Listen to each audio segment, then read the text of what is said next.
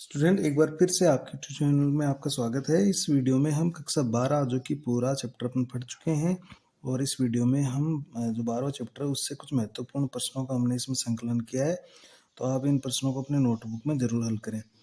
देखिए जो 12वां पार्ट अपने जैव प्रौद्योगिकी और उसके जो उपयोग है उससे हमने कुछ महत्वपूर्ण प्रश्न बनाए हैं, जिसमें पहला प्रश्न है कि अनुवांशिक रूपांतरित जो जीएम पादप होते हैं उनके प्रमुख लाभ क्या है। तो ये स्टार्टिंग में हमने इससे फर्स्ट वीडियो में इसका लाभ हमने पढ़ा है कि अनुवांशिक रूपांतरित पौधे हैं वो ज़्यादा प्रतिरोधक होते हैं, उच्च गुणवत्ता वाले, उच्च उत्पादकता वाले या उच्च सहनशील जो पर्यावरण घटक होते हैं उनके प्रति उच्च सहनशीलता रखते हैं। तो हमने इसके लाभों को एक अलग टॉपिक के अंदर पढ़ा है, तो आप उससे इसको देख सकते हैं। दूसरा प्रश्न, उस जीवाणु का नाम बताइए जिसमें बीटी जीविस उत्पन्न होता है। तो हमने इसको बहुत अच्छे से पढ़ा है कि बेसिलस thuringiensis वो जीवाणु हो जो मृदा के अंदर पाया जाता है। उसके अंदर एक बीटी जीन जिसको अपन क्राइजीन बोलते हैं वो पाए जाते हैं और वो एक प्रोटीन का निर्माण करते हैं जो कि कुछ कीटों के लिए विष का या जहर का काम करता है। अगला प्रश्न है कि बीटी का पूरा नाम लिखिए। तो ये भी आ सकता है, इसका पूरा नाम होता है बेसिलस thuringiensis, एक बेसिलस बैक्टीरिया होता है ये। चौथा प्रश्न है बीटी जीविस स्वयं जीवाणु के लिए हानिकारक नहीं है, क्यों या इसका कारण बताइए। तो उसका यही है कि बीटी जो जीविस जीवाणु में बनता है बेसिलस thuringiensis में वो क्रिस्टल के रूप में बनता है और वो निष्क्रिय अवस्था में होता है। तो निष्क्रिय होने के कारण वो जीवाणु को किसी प्रकार की कोई हानि नहीं पहुंचाता है। क्राई प्रोटीन से आप क्या समझते हैं।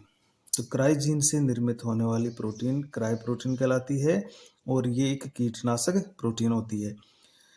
6 नंबर का क्वेश्चन है कि कपास के जो बोलवर्म होता है जो कीट या जिसको मुकुलकृमि कहते हैं और मक्का छेदक को नियंत्रित करने वाली क्राइजीन के नाम लिखिए। देखिए महत्वपूर्ण प्रश्न है। जो मक्का के अंदर बोलवर्म को कंट्रोल करती है और मक्का के अंदर कपास के अंदर तो बोलवर्म को कंट्रोल कर रही है और मक्का के अंदर मक्का छेदक जो कॉर्न बोरर होता है उसको कंट्रोल करती है। तो वो क्राइजीन है। मक्के वाली जो बोलवर्म वाली है वो तो होती है क्राई फर्स्ट एसी और क्राई सेकंड एबी हमने पढ़ा हुआ है, और मक्का छेदक को कंट्रोल करने वाली होती है क्राई फर्स्ट एबी। ये जीन जो क्राई प्रोटीन बनाती है और इसको कंट्रोल करती है। अगला प्रश्न है बीटी कपास द्वारा कीट को नष्ट करने की प्रक्रिया को समझाइए। तो इसका अपने पूरा इसका एक पढ़ा है टॉपिक कि किस तरह से बीटी कपास जिसमें हमने बीटी या क्राइजीन उसमें पहुंचाई है उसके अंदर टीआई प्लाज्मिड के द्वारा, और जैसे ही कीट उसकी पत्तियों को खाता है वो जो प्रोटीन है वो उसके आंत में जाके सक्रिय होकर उसको आंत्र की जो उपकला होती है उसको नष्ट करके फाड़ के उसको खत्म करती है। तो ये पूरी प्रक्रिया हम पढ़ चुके हैं, तो आप प्लेलिस्ट में जाकर उस वीडियो को देखकर समझ सकते हैं। 8वां प्रश्न है कि सूत्रकृमि का पादप में नियंत्रित करने के लिए अपनाई गई सुरक्षा विधि का नाम बताइए। देखिए महत्वपूर्ण प्रश्न है कि जो सूत्रकृमि होते हैं जिनको निमेटोड भी कहते हैं हम, उनको पादपों में नियंत्रित करने के लिए एक सुरक्षा टेक्निक जो अपनाई गई है वो हमने पढ़ी थी आरएनए अंतरक्षेप। जो आरएनए इंटरफेरेंस था वो इसका उत्तर है। तो इसका उत्तर हो जाता है आरएनए अंतरक्षेप। अब देखिए अगला प्रश्न है कि सूत्रकृमि का उदाहरण लिखिए जो तंबाकू के पौधे की जड़ों को संक्रमित करके पैदावार को कम कर देता है। तो उस सूत्रकृमि का एक स्पेशल उदाहरण अपनी किताब में दिया गया है, उस उदाहरण को हमें लिखना है। उसका नाम है मेलोइडोगाइन। उसका क्या नाम है, मेलोइडोगाइन इनकोग्निटा। ये उस सूत्रकृमि का नाम है, इसका नाम याद रखना आपको। ये तंबाकू की जड़ों में पहुंचकर वहां पर गांठें बना देता है और तंबाकू के पौधे की पैदावार को कम करता है। तो हम इसको आरएनए जो इंटरक्षेप विधि है उसके द्वारा इसको कंट्रोल करते हैं। अगला प्रश्न है आरएनए अंतरक्षेप क्या है समझाइए। तो इस पूरी विधि को हमने अच्छे से एक वीडियो में समझाया हुआ है, उस वीडियो को आप देख के इस प्रक्रिया को समझ सकते हैं। 11वां प्रश्न है, देखिए महत्वपूर्ण प्रश्न है, स्तनधारियों में जो पराग हार्मोन या जिसको हम पराग इंसुलिन बोल रहे हैं इंसुलिन के रूप में, को परिपक्व एवं क्रियाशील हार्मोन बनने से पहले किस प्रकार संसाधित किया जाता है, चित्र की सहायता से समझाइए। तो हमने इस जो परिपक्व इंसुलिन बनने की जो प्रोसेस अपने अंदर वो पूरी तरह से चित्र के द्वारा समझाई हुई है।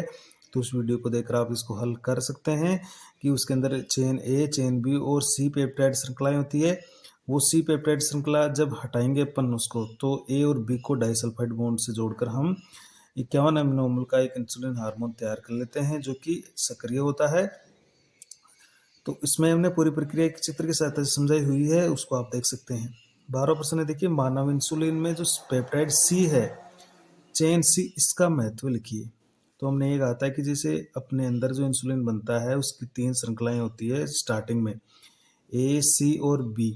तो ये सी श्रृंखला क्या करती है, जो स्टार्टिंग में जो हार्मोन बनता है वो प्रो हार्मोन होता है या प्रो इंसुलिन होता है, जो कि निष्क्रिय होता है, अक्रियाशील होता है। तो इसको अक्रियाशील बनाने का काम इस सी पेप्टाइड का है या जो चेन सी है उसका है।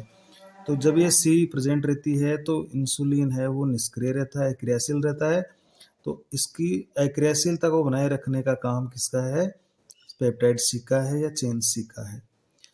अगला प्रश्न देखते हैं अपन, 13वां प्रश्न की आरएडीएनए तकनीक की सहायता से इंसुलिन का उत्पादन कैसे किया जाता है।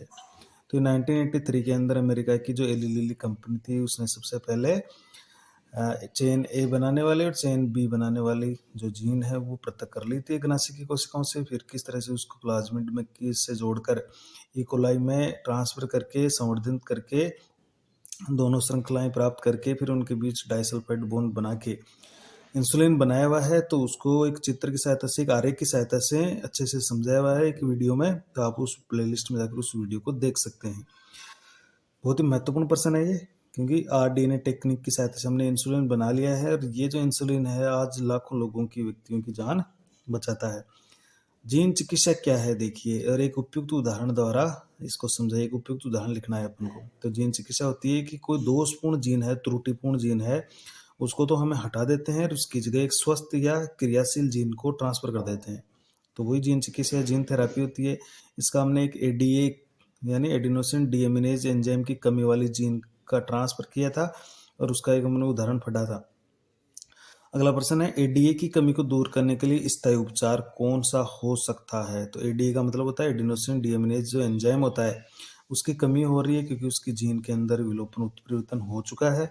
तो एडीए नहीं बनता है, जिससे हमारी जो डब्ल्यूबीसीज होती है, बी लिम्फोसाइट और टी लिम्फोसाइट, वो एक्टिव नहीं रह पाती है और बार बार रोगग्रस्त होता है मरीज। तो इसका स्थायी उपचार कब होगा, इसका स्थायी उपचार तभी हो सकता है जब भ्रूण की प्रारंभिक अवस्था में जीन का ट्रांसफर कर दिया जाए। भ्रूण जब प्रारंभिक अवस्था में होता है, एक सेल या 2 सेल या 4 सेल, तो इन सभी सेलों के अंदर स्वस्थ जीन का ट्रांसफर कर दिया जाए, त्रुटिपूर्ण जीन को हटा दिया जाए और उसकी जगह स्वस्थ जीन डाल दी जाए, तब ये स्थायी उपचार हो सकता है। अगला प्रश्न है कि आणविक निदान में पीसीआर का महत्व समझाइए। देखिए आणविक निदान में पीसीआर का महत्व क्या है।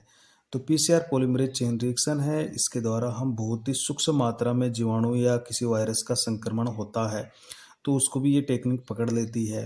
एड्स का प्रारंभिक रूप में इसमें जांच में पता लगा सकती है पीसीआर। कैंसर का भी प्रारंभिक स्थिति में पता लगा सकती है पीसीआर। तो हमने इसके महत्व पढ़े हैं आणविक निदान में। तो आप उस आणविक निदान वाले एक वीडियो को देखकर आप इसको समझ सकते हैं। एलिजा किस सिद्धांत पर कार्य करता है। एक तो इसका पूरा नाम याद रखना आपको, और ये इसका एक सिद्धांत याद रखना है कि प्रतिजन प्रतिरक्षी प्रतिक्रिया सिद्धांत पर ये कार्य करता है। तो ये जो वायरस होता है उसके एंटीजन को भी पहचान सकता है और शरीर के अंदर उस एंटीजन के प्रति जो एंटीबॉडी बनती है उसको भी ये पहचान सकता है। तो एलिजा टेस्ट प्रतिजन प्रतिरक्षी प्रतिक्रिया सिद्धांत पर काम करता है। अगला प्रश्न है, देखिए महत्वपूर्ण प्रश्न है, पारजनी जंतु क्या होते हैं और पारजनी जंतुओं में सर्वाधिक संख्या किस जंतु की है। तो पारजनी जंतु वही होते हैं जिनके अंदर हमने कोई बाह्य जीन है वो ट्रांसफर कर दी है, और ऐसे जंतुओं को हम कह रहे हैं पारजनी या ट्रांसजेनिक एनिमल। तो बहुत सारे एनिमल्स बनाए जा चुके हैं जिनमें सर्वाधिक जो संख्या है वो चूहों की है, माउस की है। तो चूहों की संख्या सबसे ज़्यादा है इसमें जो जंतु है। फिर अगला प्रश्न है, गोल्डन राइस क्या है। देखिए यार मैं तो बताइए, तो गोल्डन राइस आपके पार्ट के पीछे के प्रश्नों में दिया हुआ है इसका प्रश्न, कि जो गोल्डन राइस होता है एक चावल की एक किस्म है जिसके अंदर मुख्य रूप से विटामिन ए बनाने वाली जीन वो ट्रांसफ़र की गई है और इस चावल से विटामिन ए प्राप्त होता है और इसमें लौह तत्व की भी प्रधानता होती है, इसलिए एक चावल की एक अच्छी किस्म है जिसके अंदर हमें मुख्य रूप से तो विटामिन ए मिलता है। तो इसका महत्व ये हो गया कि विटामिन ए की पूर्ति इस चावल को खाने से हो जाती है। अगला प्रश्न देखते हैं अपन, इसमें है महत्वपूर्ण प्रश्न है कि एम्फाइसीमा के निदान में प्रयुक्त होने वाली मानव प्रोटीन का नाम बताइए। तो जो एम्फाइसीमा होता है भेड़ के दूध के अंदर वो प्रोटीन पाई जाती है जिसका जो नाम है वो आपको बताना है। तो हम इसमें पढ़ चुके हैं कि उसका जो नाम होता है, तो आपको उसमें जो हमने उपयोग बताए थे उसके अंदर ये है कि जो एंटीट्रिप्सिन प्रोटीन होती है अल्फा 1 एंटीट्रिप्सिन प्रोटीन, वो उसका प्रोटीन का नाम होता है। और उसको उस भेड़ के दूध को पीने से जो फेफड़ों की बीमारी है एम्फाइसीमा, इसके अंदर फेफड़ों में वायु शेष बची रहती है, वो बीमारी है वो दूर होती है। तो सर्वप्रथम पारजिनी गाय रोजी के दूध की सर्वप्रथम प्रमुख विशेषता लिखी देखिए। तो ये भी प्रश्न आ सकता है कि प्रथम पारजिनी गाय का क्या नाम था, तो वो रोजी था। अब रोजी का जो दूध था उसकी प्रमुख विशेषता क्या थी, तो हमने ये पढ़ा था कि इसके अंदर बहुत ही स्पेशल प्रोटीन पाई जाती है, मानव प्रोटीन, जिसको हमने अल्फा लेक्ट एल्बुमिन कहा था। तो ये अल्फा लेक्ट एल्बुमिन ये प्रोटीन इसके अंदर प्रेजेंट है। तो ये एक पोषक पदार्थ की तरह काम करती है, तो नवजात शिशुओं के लिए भी ये बहुत अच्छी है।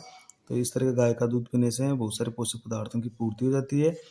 तो रोजी जो गाय थी उसके दूध की सबसे बड़ी विशेषता ये थी कि इसके अंदर एक बहुत ही महत्वपूर्ण अल्फा लेक्ट एल्बुमिन प्रोटीन पाई जा रही थी।